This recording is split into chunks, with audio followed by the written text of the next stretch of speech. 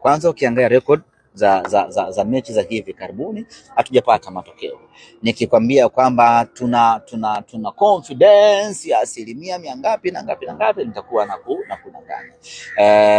Tuna tunakosa hiyo confidence ya kujitunisha kwa aina ya matokeo tuliyokuwa nayo sisi against mpinzani wetu kwa miaka ya hivi karibuni. Lakini mechi yetu ya mwisho ya ligi kuu ya NBC nayo vile vile imetupunguzia hali ya kujiamini, japo imetuongezea nguvu ya kufanya maandalizi makubwa kuelekea katika mechi hii dhidi ya mtani wetu.